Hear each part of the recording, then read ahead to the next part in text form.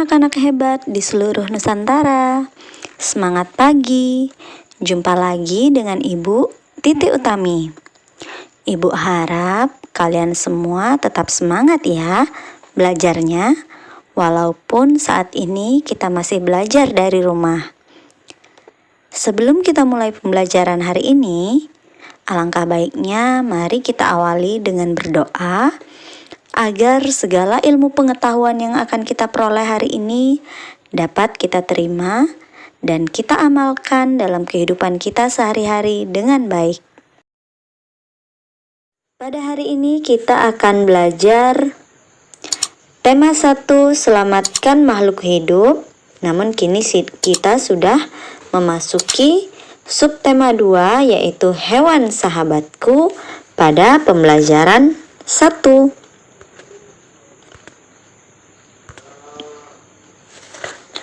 Sebagai manusia beriman, kita harus yakin tidak ada makhluk ciptaan Tuhan yang sia-sia. Tiap makhluk pasti memiliki manfaat, termasuk hewan. Tiap jenis hewan mempunyai manfaat bagi manusia dan makhluk hidup lainnya. Misalnya, ayam. Dari ayam, manusia memperoleh daging dan telur sebagai bahan makanan. Sementara kotoran ayam dapat dijadikan pupuk bagi tanaman. Ayam juga dapat digunakan sebagai sarana hiburan.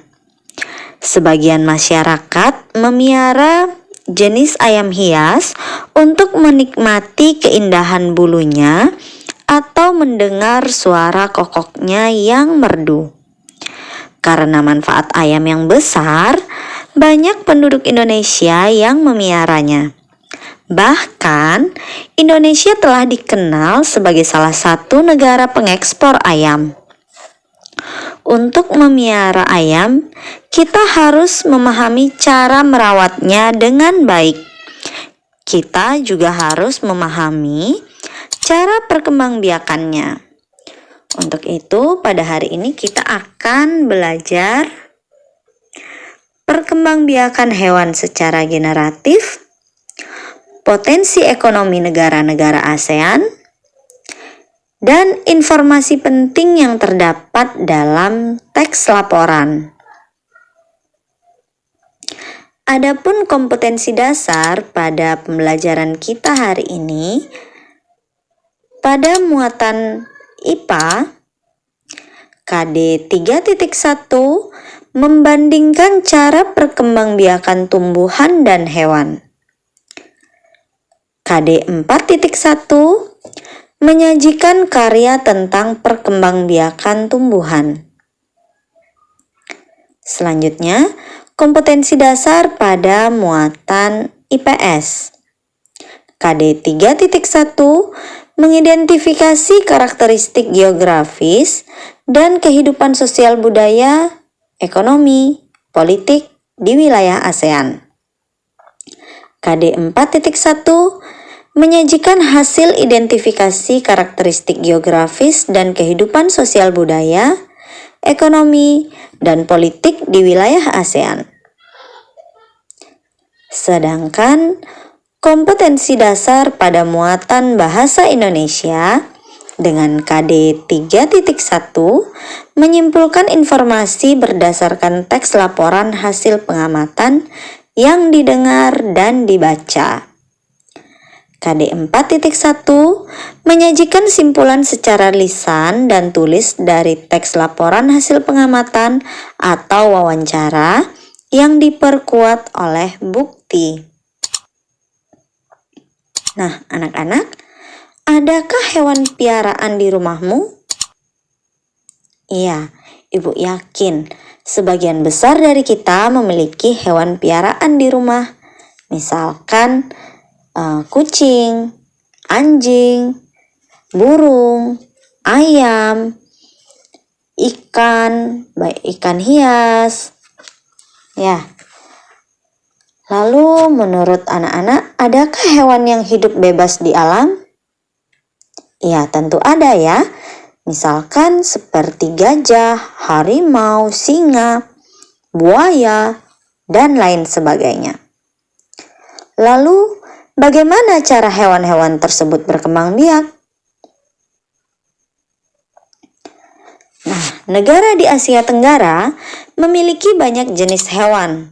Beberapa di antaranya ada yang dijadikan sebagai makanan, simbol negara, atau dijadikan binatang peliharaan. Kondisi geografis di Asia Tenggara membantu penduduknya memanfaatkan hewan dalam kehidupan sehari-hari. Ikan banyak dijual dan dikonsumsi. Hewan ternak banyak yang dijual di dalam negeri, bahkan sampai ada yang mengekspornya. Hewan perlu berkembang biak agar dapat melanjutkan kehidupannya. Dengan berkembang biak, populasinya bertambah sehingga tidak punah. Secara umum, hewan berkembang biak dengan dua cara, yaitu dengan cara generatif atau dengan cara kawin, dan dengan cara vegetatif atau tidak kawin. Perkembangbiakan secara kawin didahului dengan proses pembuahan. Pembuahan terjadi jika sel kelamin betina atau sel telur atau ovum dan sel kelamin jantan atau disebut dengan sperma bersatu. Hasil pembuahan ini disebut dengan zigot. Zigot tumbuh menjadi embrio atau janin. Kemudian embrio inilah yang nantinya akan menjadi individu baru. Proses pembuahan dapat terjadi di dalam tubuh maupun di luar tubuh hewan. Pembuahan di dalam tubuh disebut fertilisasi internal. Contohnya pada unggas seperti ayam dan itik. Kemudian pada reptil seperti ular dan kadal. Dan pada mamalia seperti kambing, sapi, maupun paus. Sedangkan pembuahan di luar tubuh disebut fertilisasi eksternal. Contohnya pada ikan dan katak. Macam-macam perkembangbiakan generatif pada hewan. Yang pertama, ovipar atau dengan cara bertelur. Yang kedua, dengan cara vivipar atau beranak atau melahirkan. Dan yang ketiga, secara ovovivipar atau dengan cara bertelur dan beranak atau melahirkan.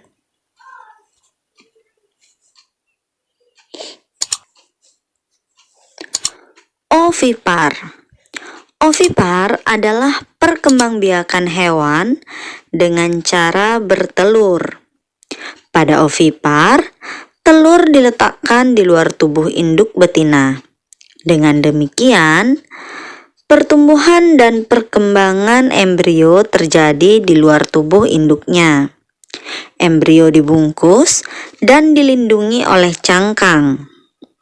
Di dalam telur juga terdapat kuning telur atau disebut dengan yolk sebagai cadangan makanan bagi embrio. Setelah embrio tumbuh sempurna, telur akan pecah dan keluarlah individu baru. Proses tersebut disebut dengan menetas. Adapun contoh hewan ovipar, yaitu yang pertama ada ayam, katak, kupu-kupu, burung, dan ikan. Adapun ciri-ciri hewan ovipar, yang pertama tidak mempunyai daun telinga. Yang kedua, tidak mempunyai kelenjar susu. Yang ketiga, mengerami telur hingga menetas.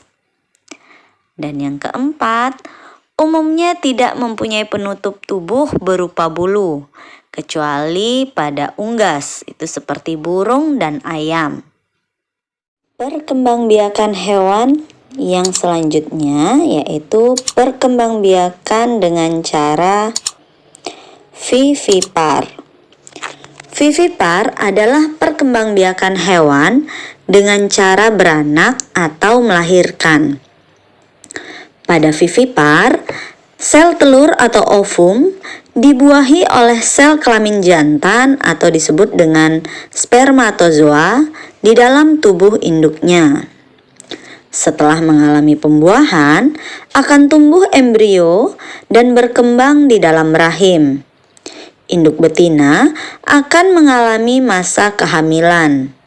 Janin mendapat asupan makanan dari induknya melalui plasenta. Janin yang telah berkembang sempurna akan dilahirkan sebagai individu baru. Induk betina akan menyusui anaknya.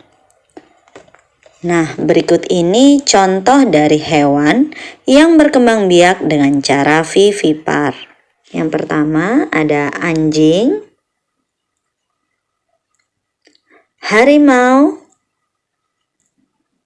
lumba-lumba, paus, dan gajah. Adapun ciri-ciri hewan vivipar, yang pertama, mempunyai daun telinga. Kedua, mempunyai kelenjar susu.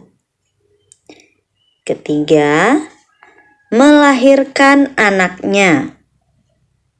Keempat, umumnya memiliki penutup tubuh berupa rambut kecuali paus dan lumba-lumba.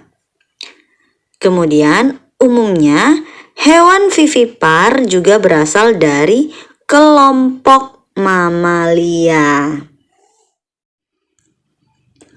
Ovovivipar atau perkembangbiakan hewan dengan cara ovovivipar adalah perkembangbiakan hewan dengan cara bertelur atau beranak atau melahirkan. Embrio hewan ini berkembang di dalam telur yang masih berada di dalam tubuh induknya. Setelah cukup umur, embrio akan menetas dan keluar dari tubuh induknya seperti melahirkan. Adapun contoh hewan yang berkembang biak dengan cara ovovivipar, yaitu yang pertama ada bunglon, beberapa jenis ular, ikan pari, hiu, dan iguana. ASEAN merupakan organisasi negara-negara Asia Tenggara yang didirikan untuk mengembangkan kerjasama saling menguntungkan. Negara-negara ASEAN memiliki letak wilayah strategis yaitu di kawasan jalur perdagangan dunia. Kondisi tersebut menyebabkan negara-negara ASEAN memiliki potensi ekonomi yang besar, terutama dalam bidang perdagangan. Nah, untuk itu hari ini kita akan membahas satu persatu potensi negara-negara ASEAN. Yang pertama, Indonesia. Indonesia dikenal memiliki sumber daya alam yang melimpah. Apabila sumber daya alam dimanfaatkan dan dikelola dengan baik, dapat memberikan keuntungan bagi masyarakat dan negara. Potensi sumber daya alam Indonesia berupa hasil tambang, perkebunan, minyak bumi, dan gas bumi. Selain itu, Indonesia memiliki potensi kelautan yang besar, mengingat luas laut Indonesia lebih besar daripada daratan. Potensi kelautan Indonesia yaitu perikanan dan mutiara. Hasil sumber daya alam tersebut dimanfaatkan untuk memenuhi kebutuhan dalam negeri dan dijadikan komoditas ekspor. Selain kaya akan sumber daya alam, Indonesia memiliki keindahan alam yang menarik wisatawan domestik dan mancanegara. Malaysia merupakan negara yang letaknya berdekatan dengan Indonesia. Kegiatan ekonomi utama Malaysia yaitu pertanian, perkebunan, pertambangan, perdagangan, dan industri. Komoditas pertanian negara ini terdiri atas padi, karet, kakao, dan kelapa sawit. Potensi sumber daya alam lain di Malaysia yaitu kayu, minyak bumi, gas alam, timah, tembaga, biji besi, dan bauksit.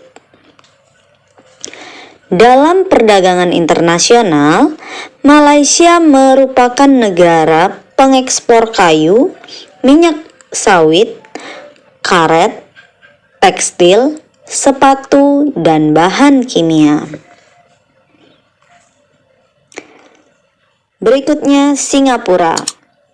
Singapura merupakan negara paling maju di kawasan ASEAN.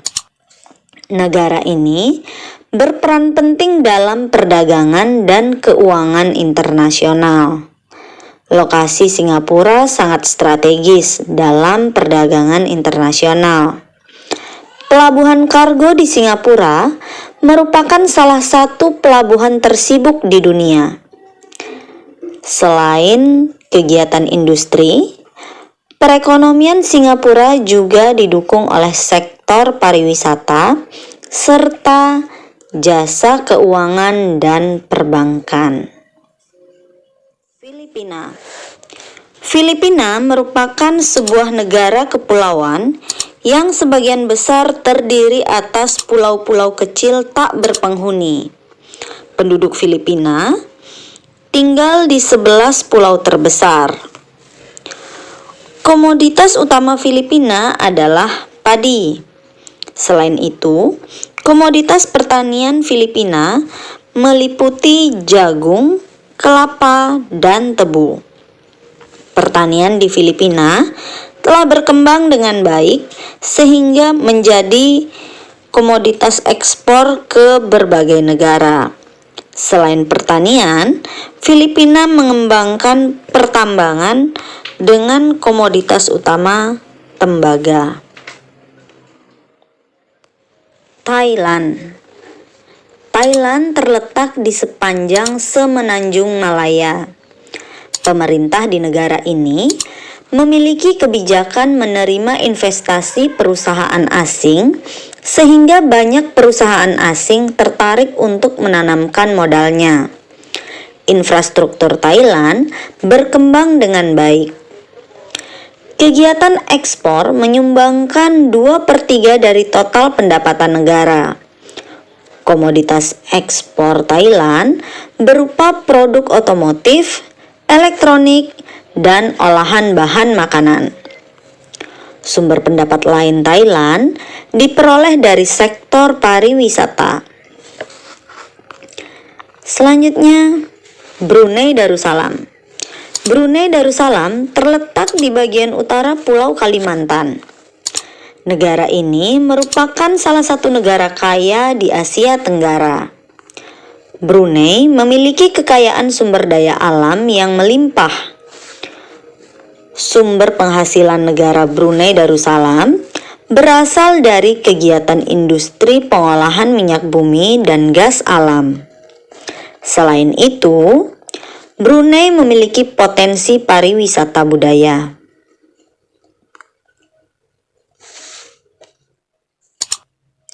Selanjutnya, Vietnam. Negara Vietnam berbatasan langsung dengan Laut Cina Selatan di sebelah timur. Bentang alam negara ini bervariatif, mulai dari dataran pantai sampai pegunungan. Negara ini termasuk negara dengan keanekaragaman hayati tinggi di dunia. Kondisi alam di negara ini cocok dikembangkan sebagai ekowisata. Pemerintah menetapkan dan mengembangkan sektor pariwisata sebagai salah satu sektor industri utama. Perhatian pemerintah terhadap sektor pariwisata telah berhasil meningkatkan kunjungan wisatawan mancanegara. Selanjutnya, Laos. Laos terletak di sebelah utara Semenanjung Malaka. Kondisi topografi negara ini bergunung-gunung yang tertutup oleh hutan lebat. Oleh karena itu, salah satu komoditas Laos adalah kayu. Laos dilewati oleh aliran Sungai Mekong, sehingga memiliki dataran aluvial yang subur dan cocok untuk kegiatan pertanian. Sebagian besar penduduk Laos bermata pencaharian sebagai petani. Komoditas pertanian negara ini berupa padi, jagung, jeruk, tembakau, dan kopi.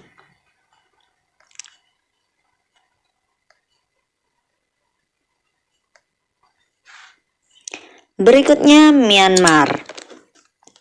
Myanmar merupakan salah satu negara penghasil padi terbesar di Asia Tenggara.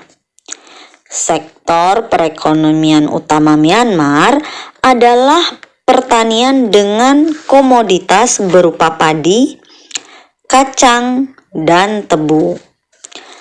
Selain pertanian, industri dan pertambangan juga dikembangkan di negara ini. Komoditas hasil tambang berupa besi, timah, minyak bumi, gas bumi, dan batu mulia. Produk hasil industri negara ini yaitu semen, pupuk, dan farmasi. Berikutnya, Kamboja. Letak negara Kamboja di sebelah selatan Thailand. Kamboja merupakan negara agraris dengan mata pencaharian sebagian besar penduduknya sebagai petani. Kondisi ini dipengaruhi oleh ketersediaan lahan pertanian yang subur di sepanjang aliran Sungai Mekong dan Danau Tonle Sap. Hasil pertanian Kamboja yaitu padi, karet, jagung, lada, umbi-umbian, sayuran, tembakau, gula, kedelai, dan buah-buahan.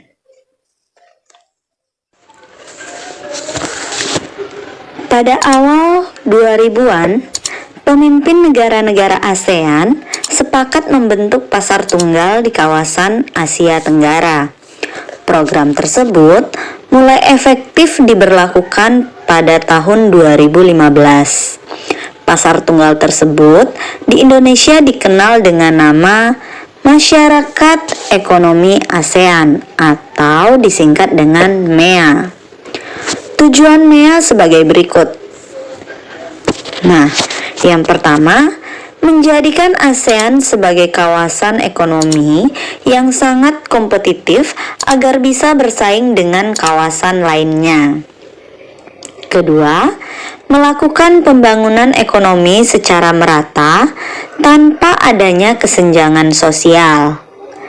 Dan yang ketiga, menjadikan ASEAN sebagai pasar produksi tunggal. MEA telah mempermudah penjualan barang dan jasa antar negara ASEAN. Pemberlakukan MEA tidak hanya membuka arus perdagangan barang dan jasa, tetapi juga tenaga kerja. Aturan MEA telah menghapuskan pembatasan tenaga kerja ASEAN di satu negara. Dampaknya, tenaga kerja dari negara di ASEAN bebas bekerja di negara ASEAN lainnya. Program MEA telah membuka jutaan lapangan kerja baru. Masyarakat Indonesia perlu meningkatkan kualitasnya agar dapat bersaing dengan tenaga kerja dari ASEAN. Beberapa hal yang perlu dilakukan agar dapat bersaing dengan tenaga kerja dari negara-negara lainnya, yaitu yang pertama, meningkatkan penguasaan bahasa asing, terutama bahasa Inggris. Kedua, bersikap terbuka dengan perbedaan budaya antar negara. Yang ketiga, meningkatkan kesiapan mental untuk bersaing dengan tenaga kerja asing. Dan yang terakhir, mengembangkan sikap ingin tahu dan kritis.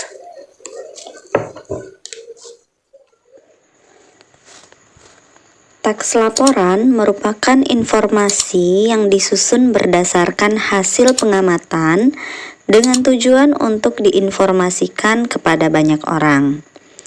Teks laporan memiliki ciri-ciri sebagai berikut. Yang pertama, laporan memuat fakta. Kedua, laporan bersifat objektif. Yang ketiga, hasil laporan ditulis lengkap. Dan yang keempat, laporan disajikan dengan kosakata baku, kalimat efektif, dan mudah dipahami oleh pembaca. Nah, pada pembelajaran sebelumnya, kita sudah mempelajari cara menentukan ide pokok dan berdasarkan ide pokok tersebut, kita dapat menyusun sebuah simpulan. Simpulan adalah pernyataan yang disimpulkan dari pernyataan-pernyataan sebelumnya. Simpulan dapat disusun berdasarkan gagasan pokok atau informasi penting yang telah kita temukan dalam suatu bacaan. Untuk itu, pada hari ini mari kita coba latihan menentukan ide pokok dalam suatu teks laporan. Berikut ini teks laporan hasil pengamatan tentang mengamati kehidupan ekonomi masyarakat di Asia Tenggara. Pada paragraf pertama, wilayah Asia Tenggara memiliki sumber daya alam yang melimpah. Sumber daya alam itu antara lain kesuburan tanah, kekayaan bahan tambang, kekayaan laut, dan kekayaan sumber daya minyak bumi. Kekayaan sumber daya alam tersebut menghasilkan komoditas perdagangan bagi masyarakat Asia Tenggara. Pada paragraf kedua, sumber daya kesuburan tanah menjadi tumpuan kehidupan ekonomi dan perdagangan masyarakat Asia Tenggara. Masyarakat Asia Tenggara sebagian besar menempati wilayah subur sehingga dapat mengembangkan pertanian. Hasil pertanian yang dikembangkan masyarakat itu meningkat menjadi komoditas perdagangan. Beberapa tanaman yang dijadikan komoditas perdagangan di wilayah Asia Tenggara yaitu karet, kelapa sawit, tebu, teh, kina, kelapa, dan abaka. Nah, dari dua paragraf ini, mari kita tentukan ide pokok dari masing-masing paragraf. Nah, kita perhatikan di paragraf 1. Bagaimana cara kita menentukan ide pokok jika kalimat utamanya berada di awal paragraf? Nah, kita perhatikan kalimat kedua.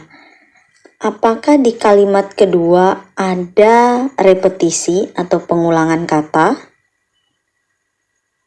Nah, jadi ada ya, ada kata sumber daya alam yang diulang. Kemudian ada kata tunjuk, yaitu kata itu. Sehingga dapat kita tarik bahwa ide pokoknya ada di awal paragraf. Nah, begitu juga dengan paragraf kedua. Pada paragraf kedua, ada pengulangan kata yaitu masyarakat Asia Tenggara. Sehingga ide pokoknya terdapat pada awal paragraf. Nah, paragraf yang ketiga. Karet dan kelapa sawit menjadi tanaman perdagangan utama di wilayah Asia Tenggara.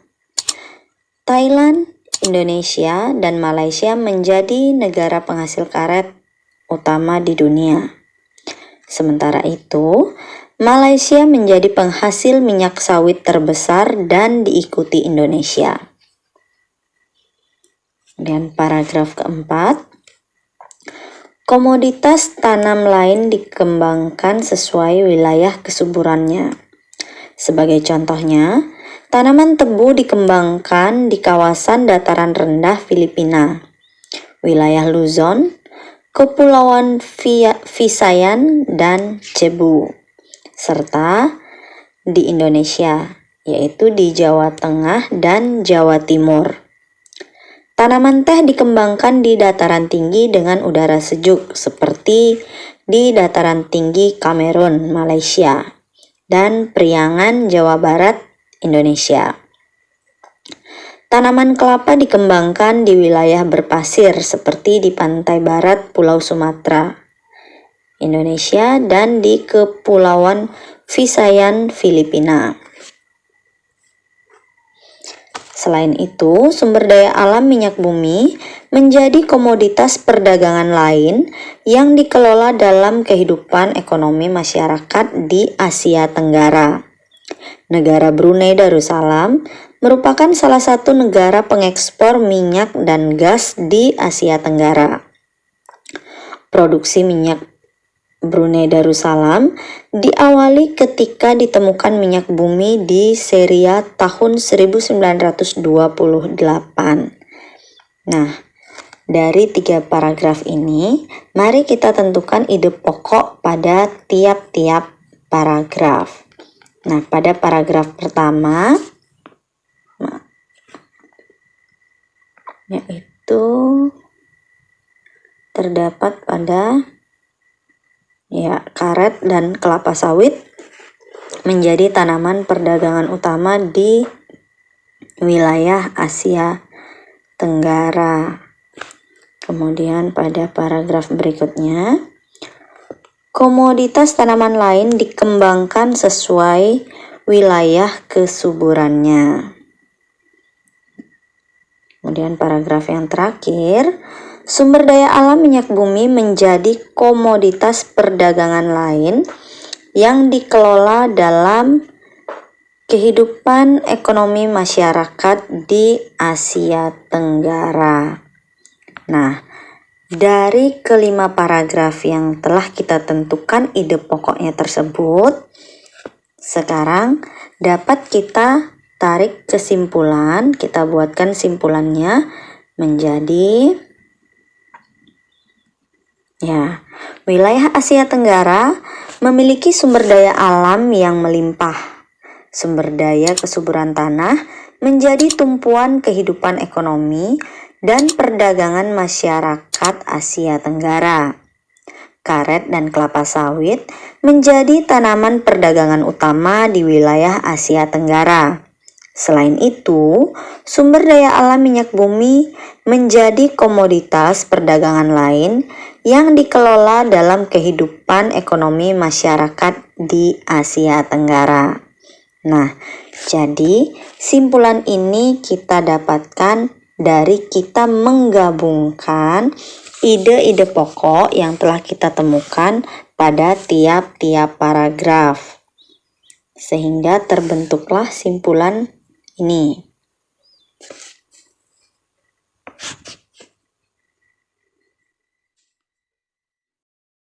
Demikianlah penjelasan yang dapat saya sampaikan melalui video ini. Semoga video ini bermanfaat untuk anak-anak kelas 6 di seluruh Nusantara. Salam cerdas, cermat, ceria. Sampai jumpa lagi pada video selanjutnya.